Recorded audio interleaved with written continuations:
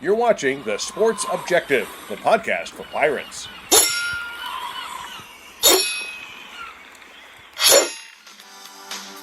You're listening to Absolute Empowerment with Coach Jeff Connors on The Sports Objective. Join Coach C, a USA Strength and Conditioning Hall of Famer, every Monday night as he and a variety of guests, including former players, former and current coaches, pastors, and others will discuss relevant issues in coaching today's athlete, with the goal of equipping the athlete and those coaching them with the physical, mental, and spiritual armor necessary to live their best life. Here's Coach Connors.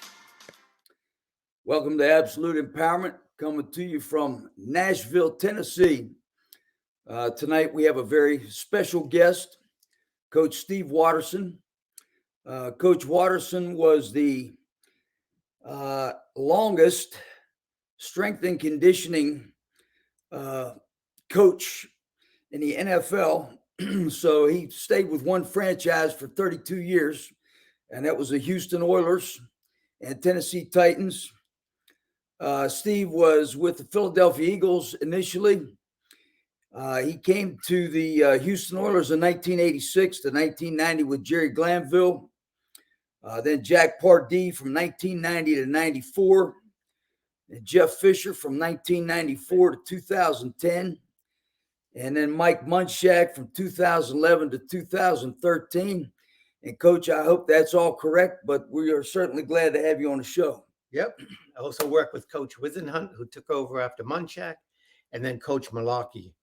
Okay. Good men. And then ended my run when Coach Vrabel took over. I just knew it was time to retire. Just right. Knew the body wasn't, couldn't do it. And the total number of years with that franchise was 32 or 35 or? Well, 32 with, it started my 33 with the Oilers / Titans. And, but actually started 84 and 85 with the Eagles. And then I started my internship with them, Eagles back in 78. So I'm aging myself. Right. Well, I want to say that Coach was one of my mentors, and I really believe that there's no one smarter than Steve Watterson in relationship to strength and conditioning. And I certainly learned a lot from him, and he helped me in my career. And I'm just really happy to be able to have him on the show. And as we've done with many other guests on the show, we want to have highly accomplished people on here to tell a little bit about their story and also any testimony throughout their lives, things that they've overcome through faith. And I think probably anybody who's been in coaching has got a few of those types of things to talk about. So tonight we want to talk about the Steve Watterson story and talk about a little bit first about the young Steve Watterson before he ended up somehow with the Philadelphia Eagles, starting his career there. So, Coach, let's talk a little bit about that. Well, I guess if I had to give a theme to my story, it would be adapt or die, or if you don't adapt, you may be left high and dry, because I certainly didn't ever expect to be sitting here with you talking about my career in the NFL or in strength and conditioning. I started out Newport, Rhode Island, right on the ocean, and my whole goal in life, all the way till my junior year in college, was to be the next Jacques Cousteau. I planned on being in the ocean, studying the ecosystems, taking a look at interactions between different animal families. And it wasn't until my junior year that things went a little bit awry, because I found out that with an incorrectable blind in one eye, that I would basically be a land-based researcher. And I started looking for an alternative career. And I was blessed, because I was really intrigued on athletic training, sports medicine, how you handle athletes. I was an athlete through high school and college, but I wasn't a very good athlete. but I was always interested in how the body worked. I guess it goes back to my love for the sciences. And so to think that I'm sitting here today and looking back at a career that had to do in a sport that I never played. I never played football, and yet my whole career was working and training athletes to be the best they could be. Right. Now, you became certified as an ATC, correct, at some point? I did. Athletic trainer. And when was that, and how did that occur? Well, as I said, in junior year in college, I went down and talked to people at the athletic training room at the University of Rhode Island. Met a great man named Tom Dolan. He loved my passion. I kind of came at things probably a little different from the high science point of view. And so I'm thankful they didn't find my questions tiresome, but I would question methodology. Why do you do this? Why is this? How does the body work? This is what I know about cells in the body. And so that summer, I was very fortunate. He put my name in for an internship with the Philadelphia Eagles because he himself had worked as an assistant athletic trainer with the St. Louis Cardinals way back then. And I was able to get an internship and worked with a great staff. And one of my mentors, Ronnie O'Neill, still to this day, we talk professionally about what goes on in the profession. And he took me under his wing and really showed me how to look at things from a distance. You know, one of the great things that he taught me, one of the greatest things is, Steve, no matter how hard you work, don't think that you'll heal anything. God heals. It's our job to put it in the best position to heal, whether it be immobilizing, whether it be using modalities with heat or ice or electric modalities. Those things put it in the right environment. But the actual healing of tissue, that's God's. So in relationship to what you learned with regard to that educational experience and becoming an athletic trainer, how did you feel like that information gave you, let's say, somewhat of a foundation for strength and conditioning and performance training prescription? What was the advantage there you think you may have gained? Well, let's go back to the histrionics a little bit about the profession. You know, when I came in to the NFL, a lot of the strength coaches were still kind of coaches in waiting, wannabe coaches. They were coaching they wanted to coach a position, and there wasn't a position available. So sometimes a coach would say, okay, I'm going to have you run the weight room until a position opens up for you. There were some really great, impactful, they influenced me, strength coaches when I did come in, like say a Bob Ward, a Virgil Knight. I mean, there were some really good strength coaches, but for the most part, they came out of the field of physical education, or like I mentioned, in coaching. The men I mentioned were more of kinesiologists, in biomechanics. I was an exercise physiologist. And so when I came in, I came from a vantage point of how the body works, how cell works, how healing works. And so I think a lot of my background in athletic training really, really did help me and set the platform, allowing me to really learn from a lot of great people. Do you remember Tim Jorgensen? Yes. Tim Jorgensen, strength coach, LSU, incredible man, really helped me understand the applications and understand how to build periodicity programs that worked in cycles. And learning from him helped catapult me to wanting to work in the profession. And so a coach that I had worked with, and this is the great thing about, hopefully you'll hear today, is it's so much about relationships. I worked for the Eagles, and I helped Ron Jaworski get back on the field after he had that terrible ankle fracture. They never thought he'd play again. And because of my work with him, the wide receiver coach named Milt Jackson, who I got to work with a couple years, left to go to the Houston Oilers. And when Jerry Glanville took over the job at the Houston Oilers, Milt says, "Hey, I got the guy for you, Jerry, because Jerry wanted someone that not just did strength conditioning, but it would also get guys back on the field faster." He was very concerned with the rehab process as well. Right. He believed healthy athletes, your best athletes that are healthy, help you win the most games. And so he reached out, and that began my career in strength and conditioning with the Oilers back in 1986. It was now, just going back to the Eagles, I just want to mention, I was very fortunate that Coach John Bunning hired me at UNC Chapel Hill, and I love Coach Bunning. And of course, I think he was playing with the Eagles when you were there. So just want to mention Coach Bunning and see if you maybe had a story or two about Coach Bunning. JB, if you're watching this, I'm going to tell stories about you cramping up at training camp. Oh my gosh, I'm telling you, that linebacker core that John Bunning played with. I mean, you think about Frank LeMaster. Oh yeah, Bill Berge. Oh my gosh, right? Yeah.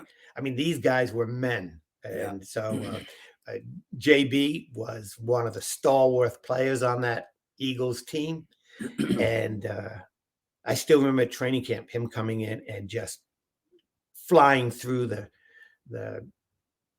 qualifying tests, the fitness tests, which were the 16 120s. Okay.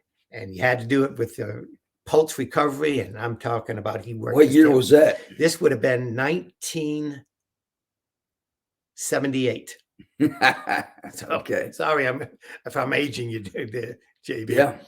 And all I remember was, I believe it was the next day or the day after. Really hot day. And I think we're at Widener University. And JB wouldn't come out. A couple guys were injured, and he was practicing. And I've never seen someone cramp up to such a degree that we could not break the spasm in his forearms or his biceps.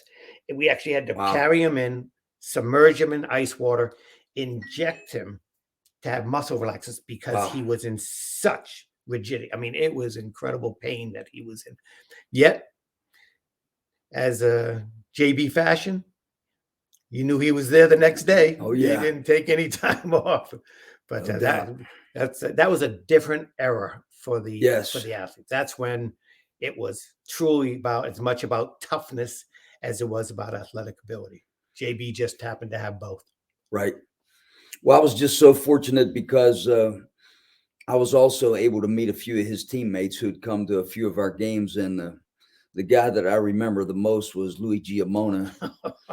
And I think Louis G lives in Key West now, but definitely one of the most enthusiastic, intense individuals I've ever met, who seemed to like to have a good time as well. So I'm sure you remember Louis G. I do. I had a very brief interaction with Louis because obviously when they went to the Super Bowl, I was asked to come back and work. I was still in school.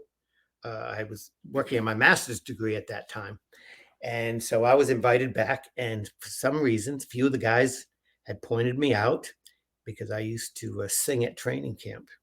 and JP would like to get me up on the table, as well as a few of the other guys. Nice. Ron Jaworski would have me serenade at dinner at training camp. And so I had not met Louis up to that point, but I remember a few of the guys saying, this is the guy we were telling you about that would sing.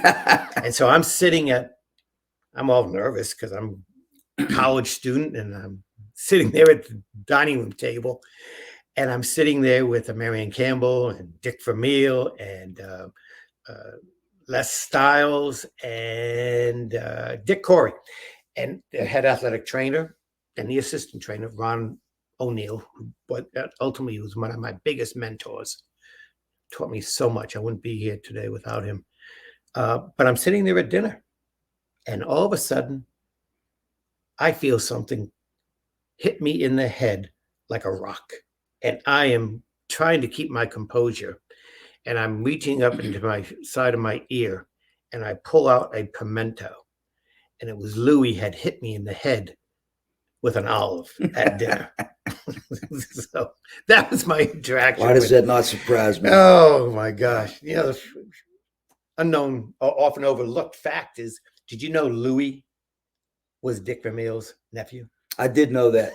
Coach Bunning let us know that. Oh, yeah. Well, he never let that affect the relationships because he was as tough for Dick to handle as probably any athlete. I believe it. With Coach Vermeil coming in there, what do you remember about, what did he do to change things, or what were some of his stronger points that you think made him so successful? Well, I came in, let's see, 78. So that was the year of anybody who's a movie buff, movie Invincible. That was the year that I came to work as an intern. Now, Dick had been there obviously for a couple of years. What I can tell you about Dick is something I learned from my parents, but I saw in Dick. You were not going to outwork him. Right. As an intern, we had a little cubby hole where we would stay sleeping right in Vet Stadium. Little side room, and we would hear, no matter what time in the morning we had to get up, usually about 5:30 to start preparing for camp. And then didn't get done till 11:30 because bed check started at 11. By the time you were done, it was 11:30. And yet we'd still hear 2:30, 3 o'clock in the morning.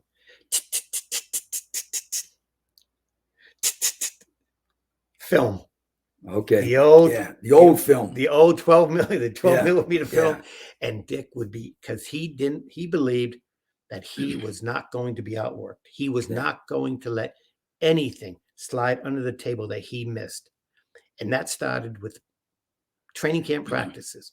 He wanted to know everything about everybody's ability and what they did and anything they possibly missed or something that he had to adjust. Work was never going to be the reason that something was missed. Right.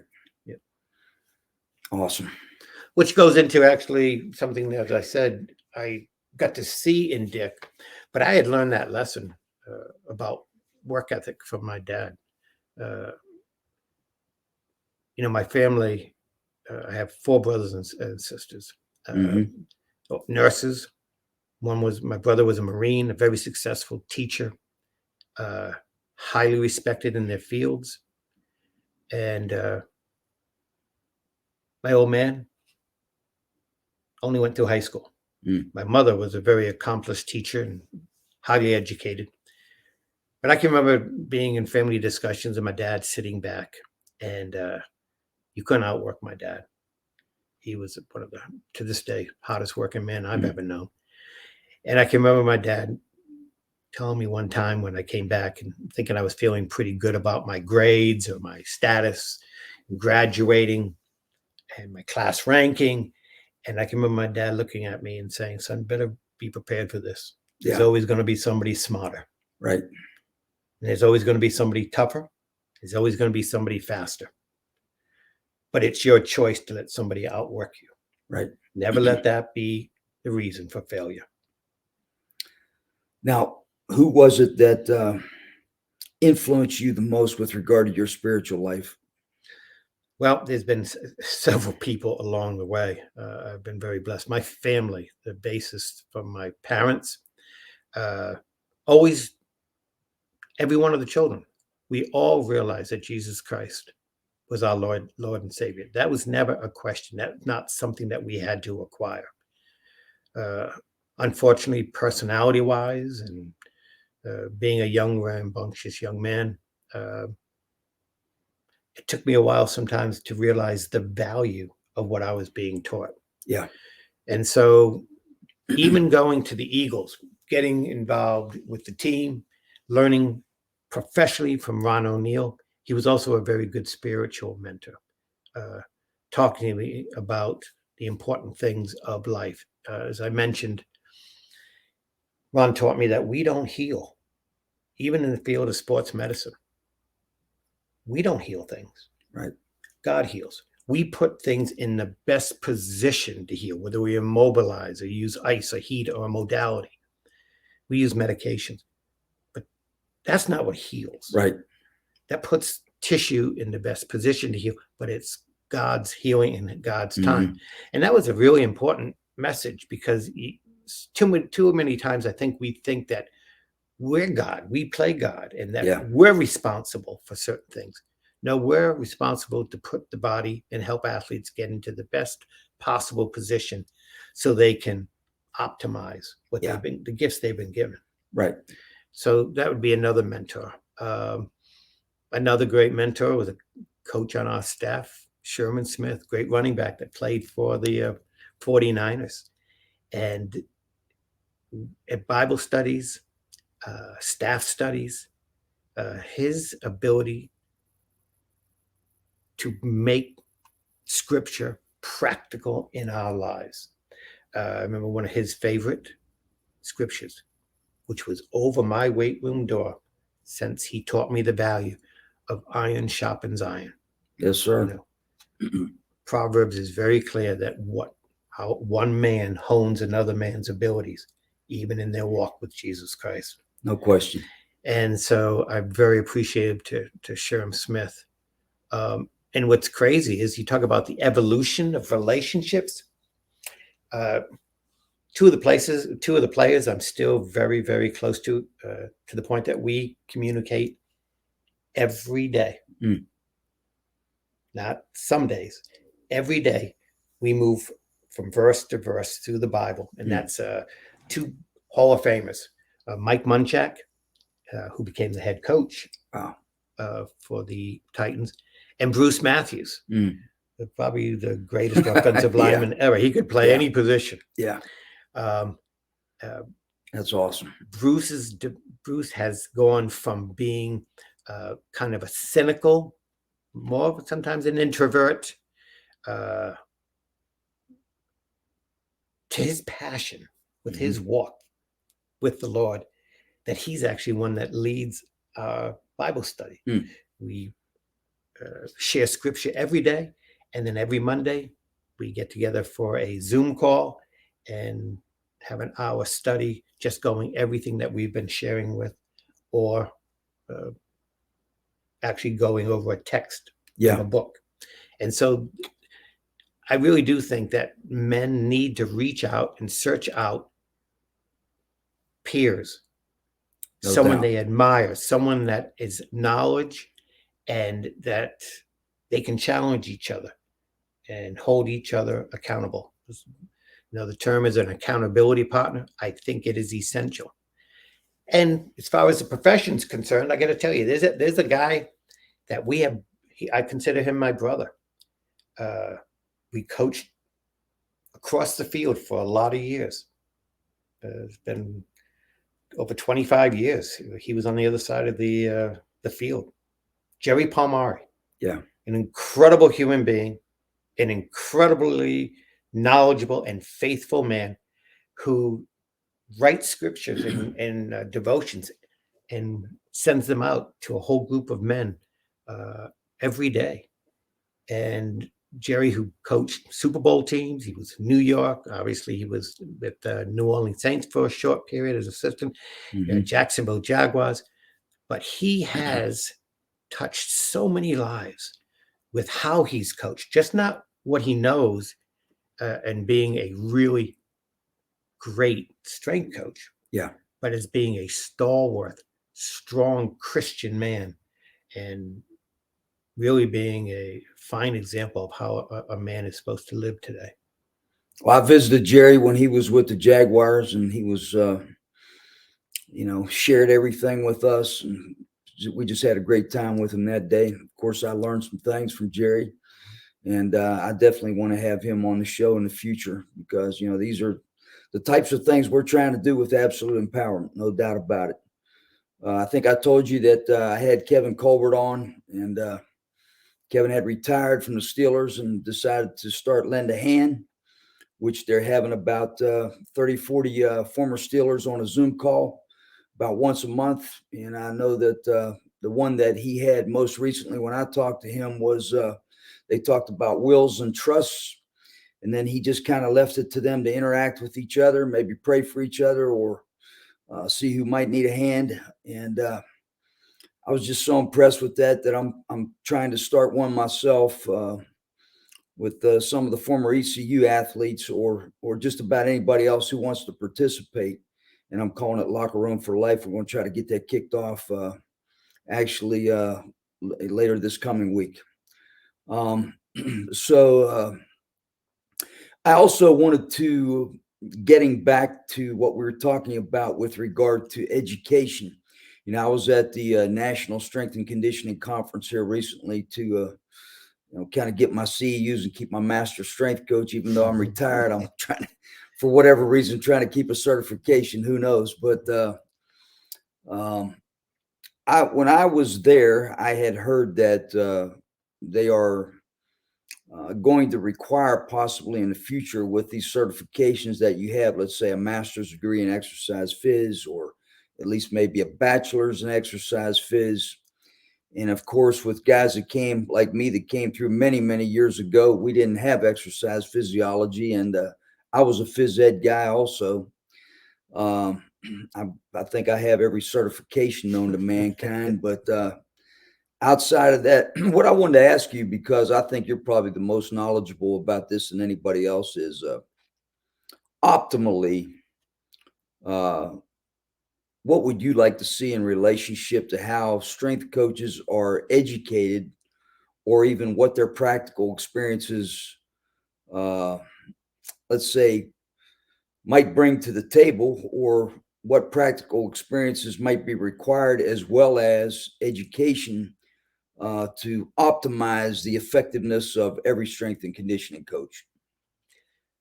Well, there's a lot to be said for internships and for apprenticeships. Obviously, I went through an apprenticeship program, just being able to get to the Eagles back in '78. But I also believe that pure academics, pure knowledge is absolute.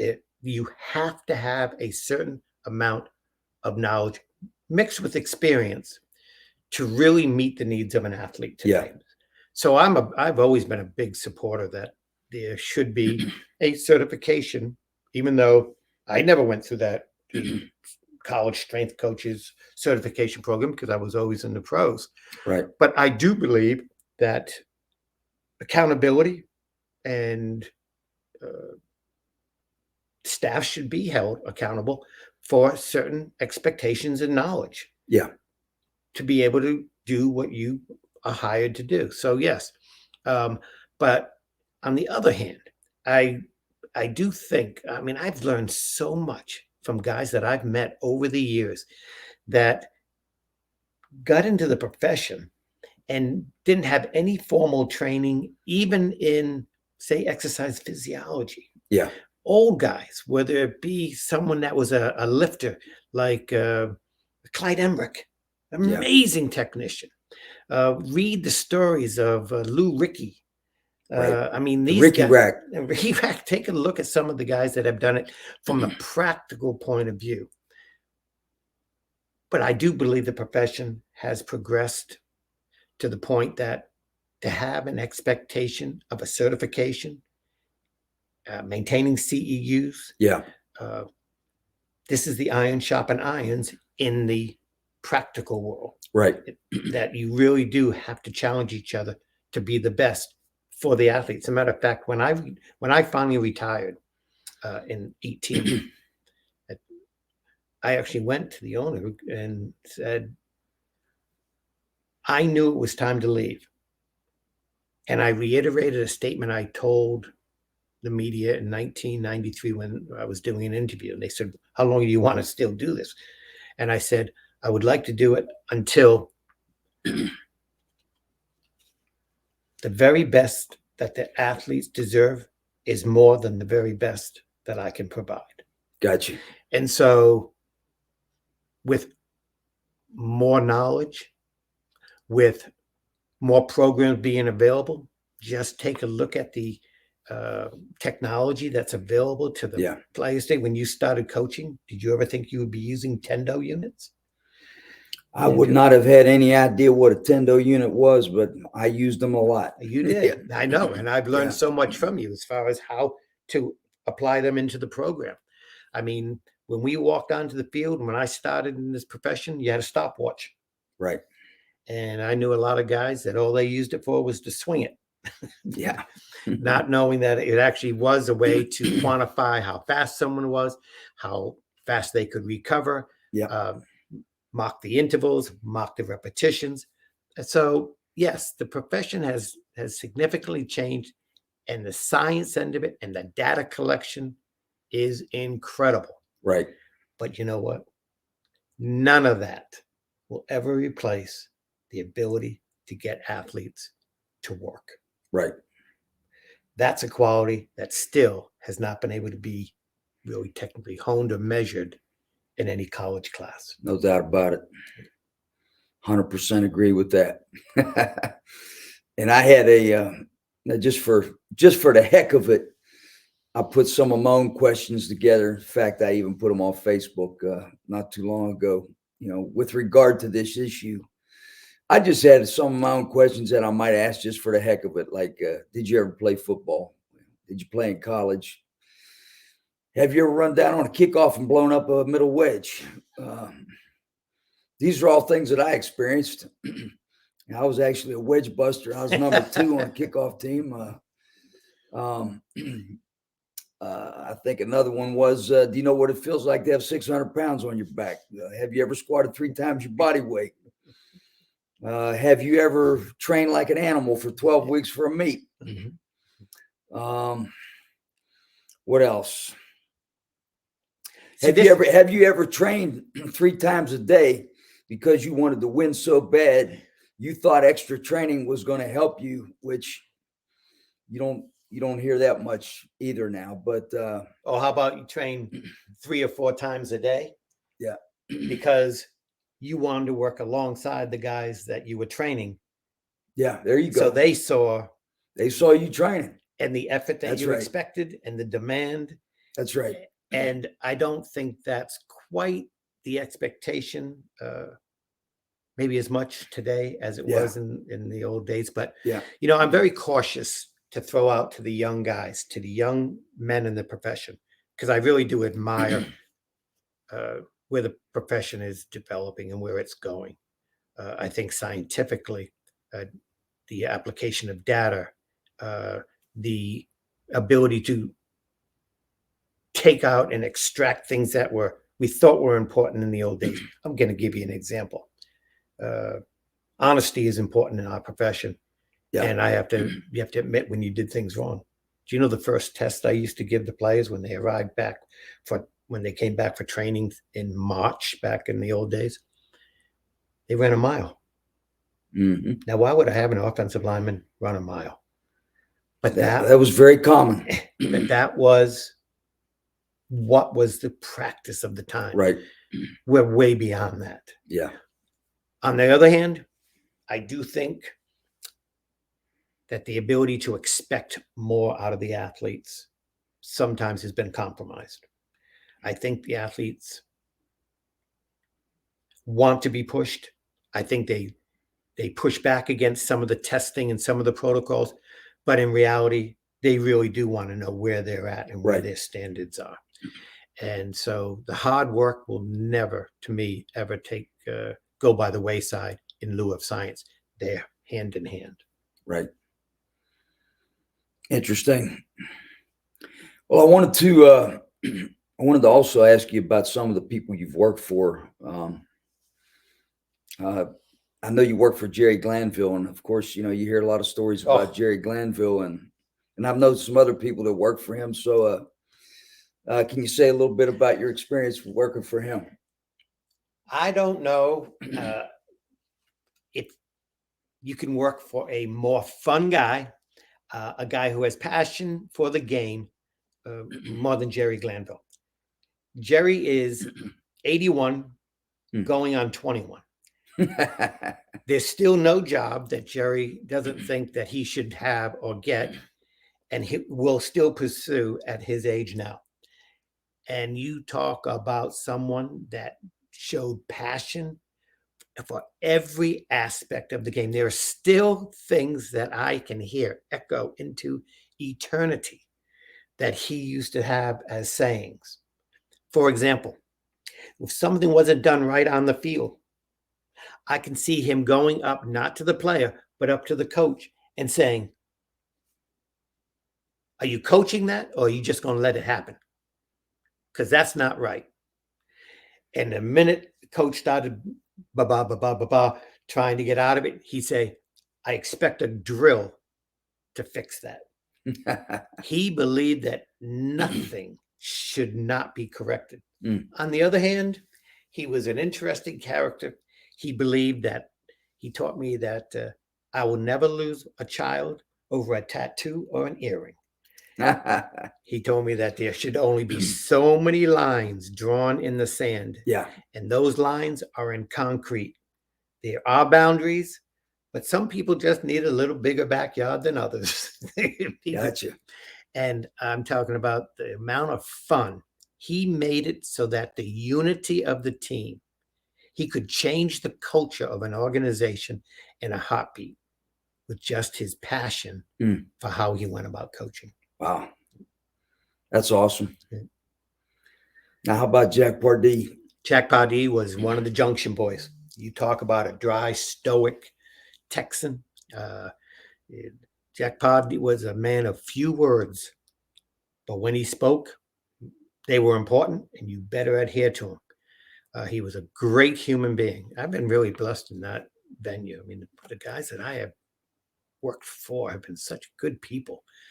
But Jack Pardee was as solid as a man, both as a player and a coach as you could work for. I still remember Merlin Olsen coming to practice and then talking to a couple of us coaches on the sideline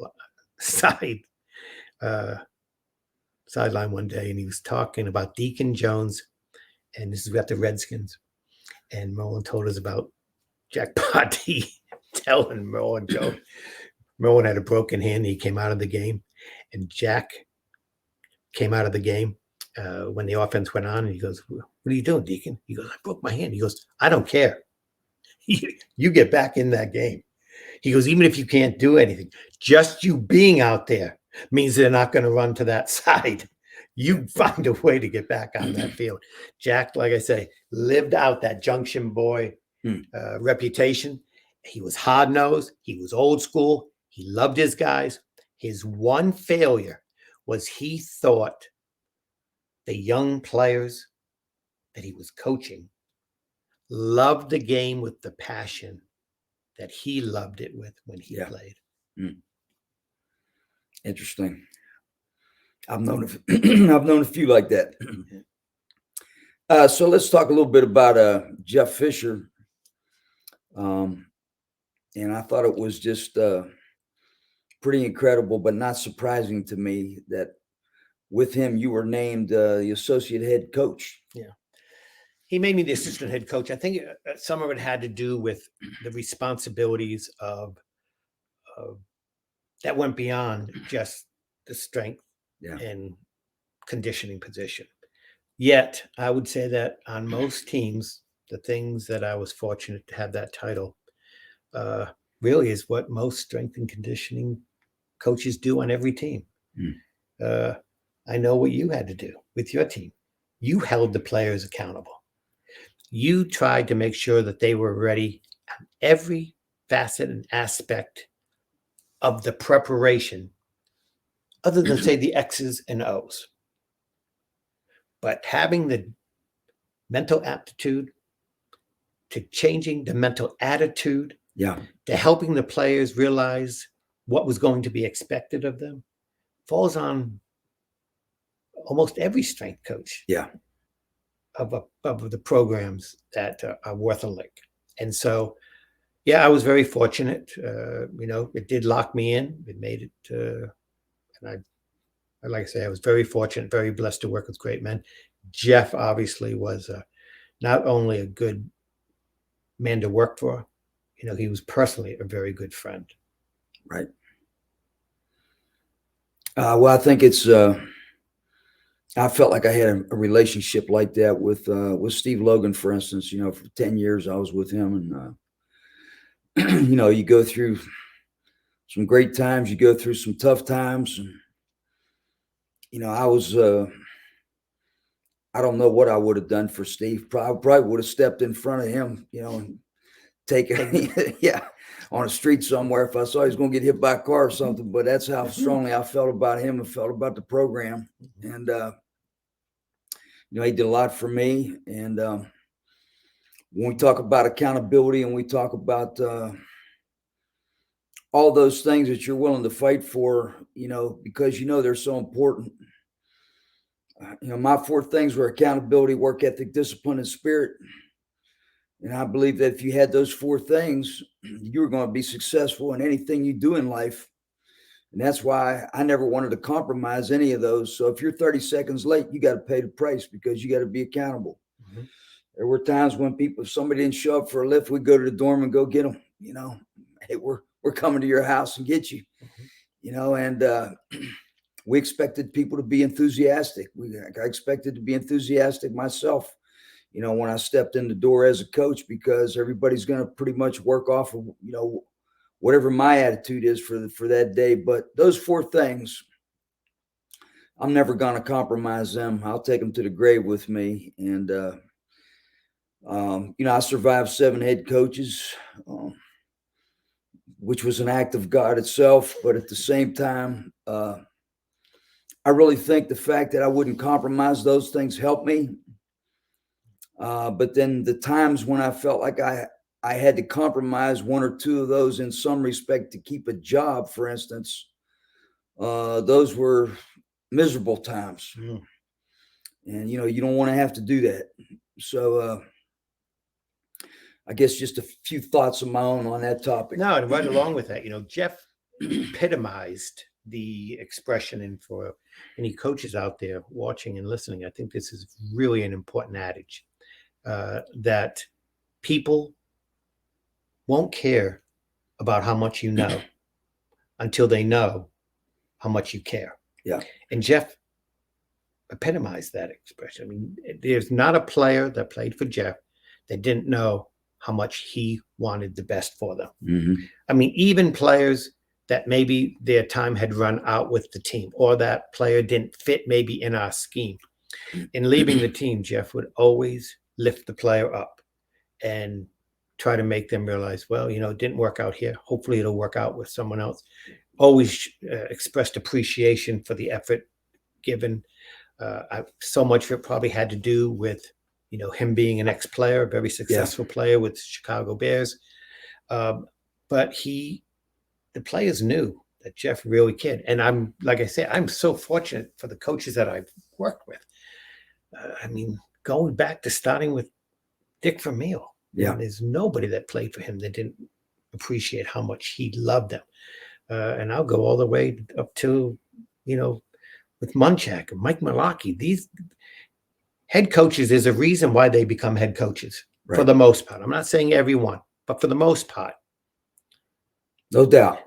They have the respect, no doubt, of the room. Yeah. And the players know that they have the best interest at heart. Now, let me ask you this. Let's talk a little bit about your methodology. And maybe we can just mention how methodology has changed over the years, the evolution of methodology, and all the influences that we've seen and considered as part of our programs, or maybe not considered. And so just generally speaking, strength training. Give me a few things. Well, okay, let's go back to the era that and I'm going to say grew up in. There was really 2 factions, right? Yep. There was the high intensity, which were the circuit training, the machine guys. Yep. And I think that's looking back, I don't think that's really fair because their programs really did embody more. And there were the weightlifters. Yep. I'm going to go to either powerlifting or Olympic lifters. Olympic lifting. I came out of the powerlifting family. Yeah. So I believe it brought something from all the way from the ground to your nose. There had to be something in your hand, something that was moving. I also believe that your ability to adapt and to change and to take a look at what were meeting the needs of the athletes. As you know, I kind of pioneered, I would say, or what my assistant really instigated, Jason Novak up at Michigan State. But I really fostered bringing back vintage training. Yeah.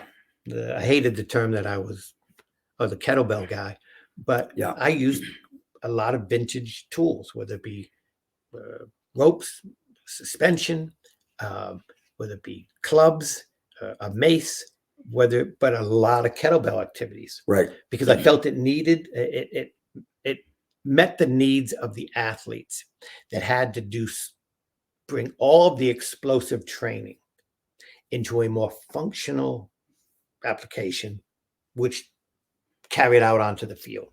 Yeah. So as far as methodology, I'm going to have to give you my nickname given to me by the very highly esteemed Bert Hill, Coach Bert Hill, from both of us. Yes, sir. Bert used to call me Dr. Volume. He goes, God bless it, son. He goes, I don't know how you can do that many sets or that many reps in a workout. And I did learn, I will be honest with you, that I had to modify the amount of volume in a workout, and learning that from everybody from Westside Barbell to a lot of the Bulgarian and Russian styles of training, that volume wasn't always an athlete's best friend.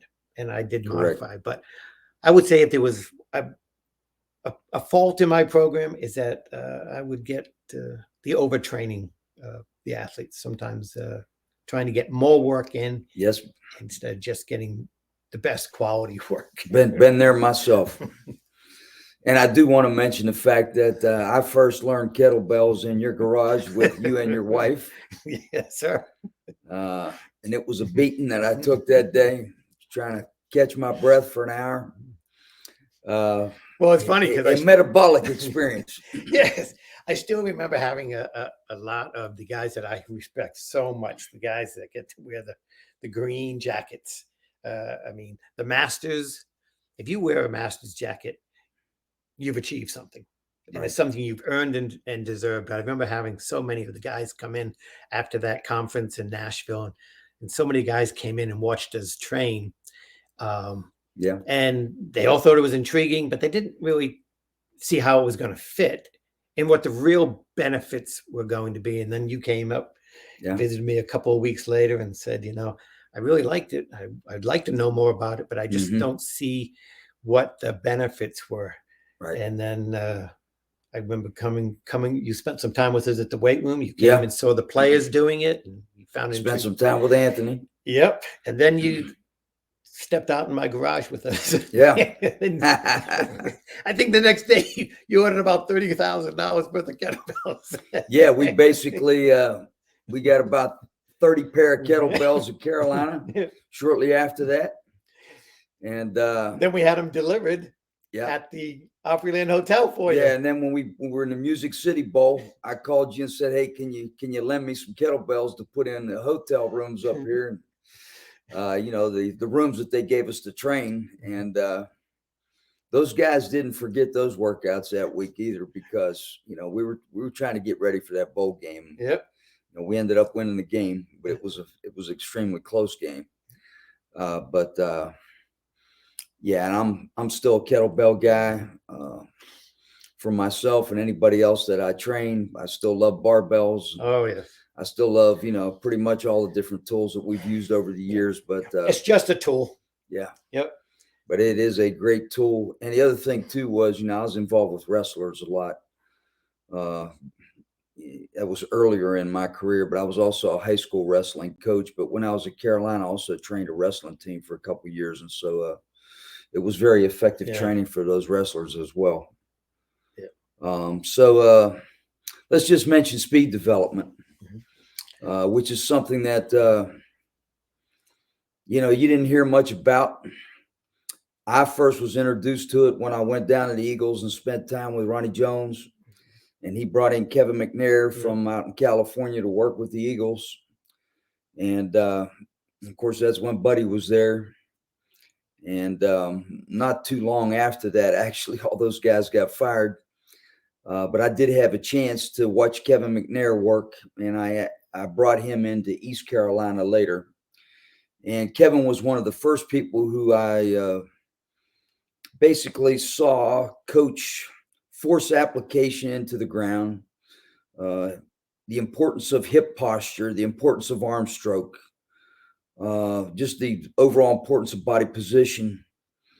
And but he really kind of opened my eyes to a lot of things in relationship to strength that you need to apply force into the ground to propel your hips through the air to give you stride length.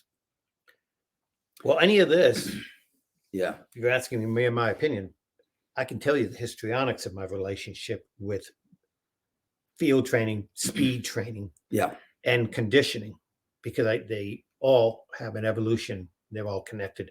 But I got to say, I would defer to you because so much, I was very blessed to be able to hear and try to apply some of the programs that Lawrence Seagraves, who had applied. I was fortunate to actually have Tom Tellez in my backyard come over and work with the players and more watch what he was doing with my players, because that wasn't my strongest suit. But I will tell you, some of the best knowledge, some of the best information, I can go to Charlie Francis, I can do the things that I've read and taken a look at. But really, Jeff, this is not because we're here. I got to defer to you that what you shared with me and your manual was so valuable to how I altered what I had been doing in the past as far as training athletes for speed. Because training for conditioning is not training for speed. Yeah, no doubt. Conditioning, no doubt, is a byproduct. Yeah. It's the actual quality of speed is in itself a fitness component that needs to be trained, developed, and improved. And let me give you an example. And I think it was 2003, we coached in the Pro Bowl. And I'm working with the entire team. I don't know a lot of these athletes very well because they come from every team, right? Right. And I remember players going through my warm-up. And I still remember a player for the Chicago Bears named Reuben Brown. And I'm so thankful that I got to meet Reuben a couple of days earlier. I had my kids. He had his kids. We met in the pool. We're talking. And so at least I had a relationship with him because he came up to me after the first practice and said, "Coach, I love you. You're a nice guy. You make me sweat more in my warm-up than I normally do in practice in Chicago." That's one extreme. Yeah. Now I'm going to go to another one. Jerry Rice. I watched as I taught the players how we went through our pre-practice warm-up, our muscle activation. Right. A lot of guys call it stretching. It's not stretching. It's preparing the body for the day's practice. Right. And so a lot of ours are very functional and very active. And Jerry Rice he's eyeballing me as I'm doing the activities and showing the athletes what I want them to do for their pre-activation. Very attentive. And yet the next day, I noticed he's really not doing some of the things that we were doing for the pre-activation. So I went up to him towards the end of practice and said, "Jerry, I have so much respect for you as an athlete and what you've been able to accomplish. I just have a question. yesterday you were so attentive to everything I was doing, but today I did notice you didn't do some of the activities. Did you think they were not beneficial? I want to know. Right. And he said, Coach, I love what you showed me. He goes, I'm going to add some of those into my routine. He goes, but the way Coach Fisher runs his practices, you do the warm-up after he's already done his special teams walkthrough. Yeah, got you. Me personally, I want to be 100% warmed up before the walkthrough. Okay. He goes, I've already, this was killing me. He goes, Coach, I've already run 2 miles, went down to the hotel gym and did all of my warm-up, including some of the things that you taught me yesterday. Wow. He goes, so thank you for improving my program. He goes, but when I hit that field, I want to be 100% ready to run full speed. Right. And you wonder why he's so successful. Incredible. Yep. That's great to hear. Yeah. That's a great story. I'm glad you told me that. So with regard to speed, we got all these gurus out there now, and I think it's a good thing. And I think that as a profession, we've learned a lot. Now some people I think are out there more for the financial end of things, possibly, but at the same time, I think the profession has really grown with regard to how to teach speed and put away a lot of the myths. And I thought there were a lot of those out there, particularly some of the ways that some of these athletes were coached during their high school careers. And we'd get them in, at the collegiate level. And of course, one of the main things we had to do was fix them. And a lot of those kids had ran track in high school as well. But I think it's come a long way. And I'm still trying to learn more myself. And I still coach speed, but well, I will tell you this, some of your drills, I think some of the things that you shared with me that we put into our program were some of the most beneficial drills. Everything from the hip pops to upper body running, sitting on the field, to the fence drills that you taught us. Those were so practical that I could use with the whole team. But one of the things that I really found in talking to you about speed was your ability as a diagnostic individual, being able to find an individual's weakness. Teaching speed to a large group is one thing, but finding a person's weakness, as you shared, giving me some of the cases that you had taken a look at in the past, that's the real ability to coach speed. No doubt. Yeah, I think the more that you can, and what I used to like to do, and this was many, many years ago, this is when we had the Cowboys, where you would freeze frame and then go frame by frame. Mm-hmm.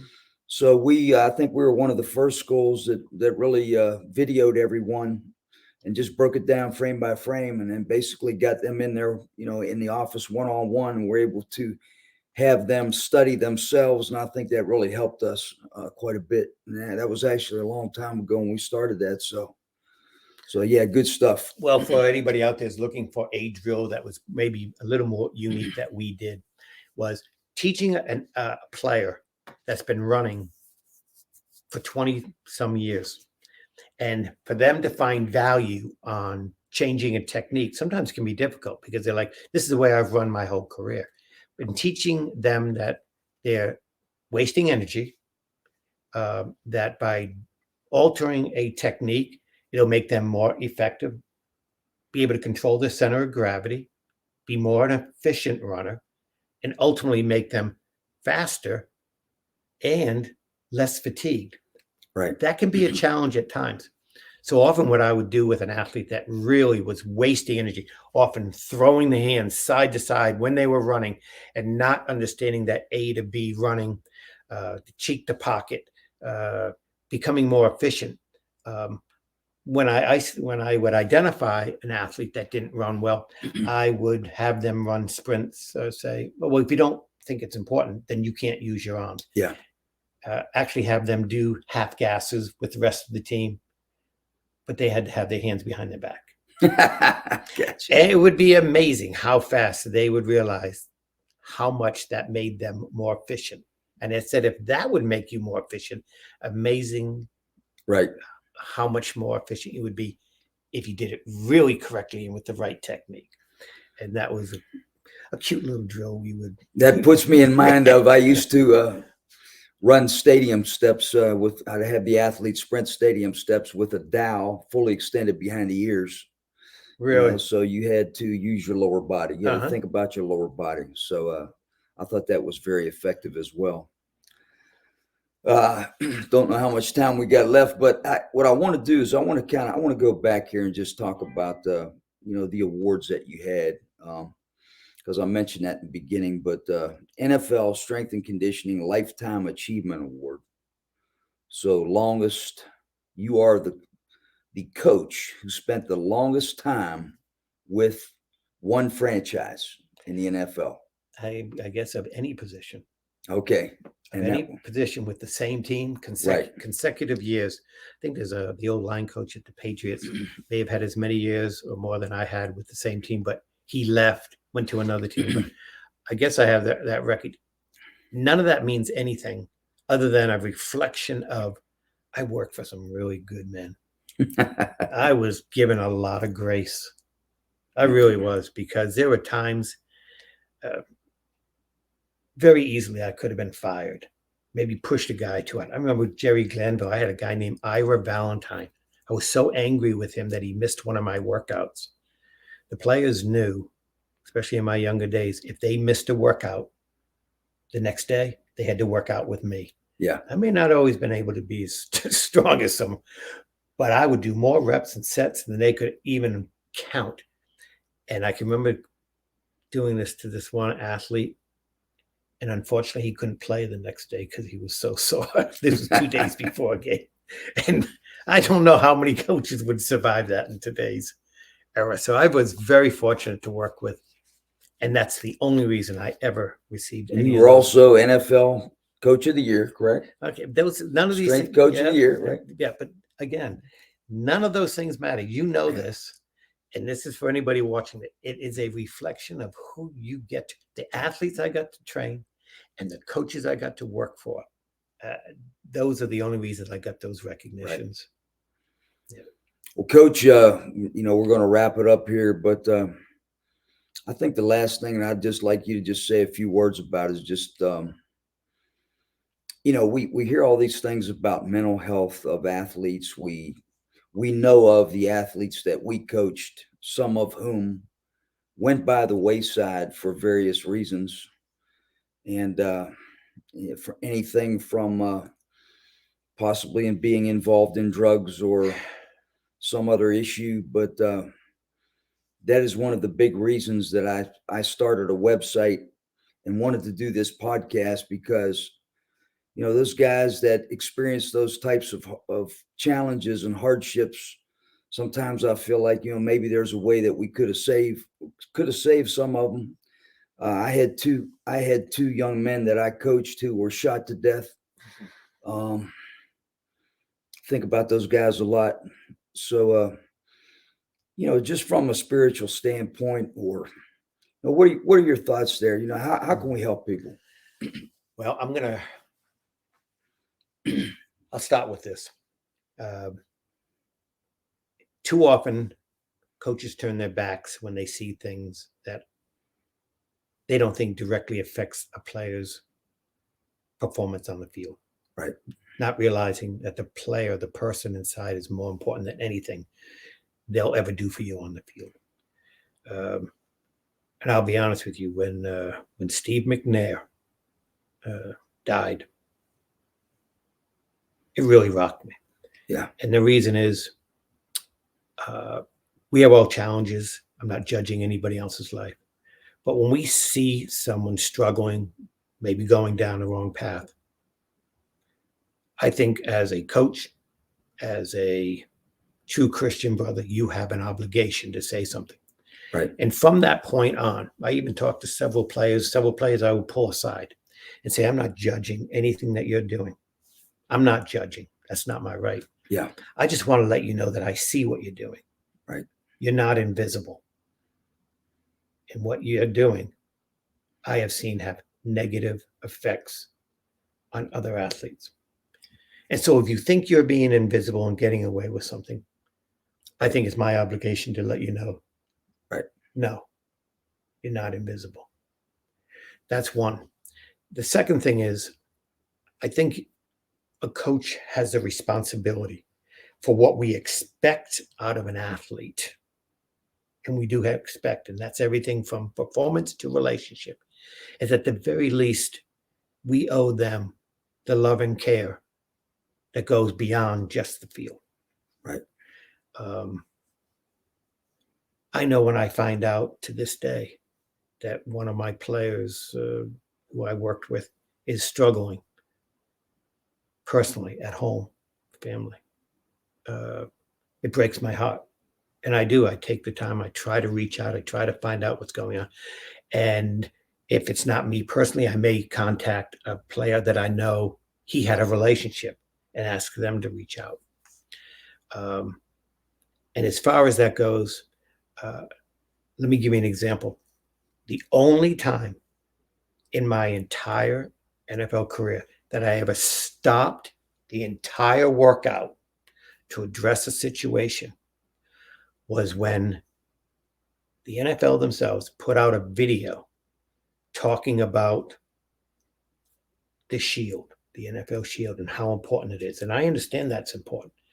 But they had some Hall of Famer players talking about and almost challenging the other players not to tarnish the shield. It's a reflection on them, and it's a reflection on me, and it's a reflection on the whole organization, and you have an obligation.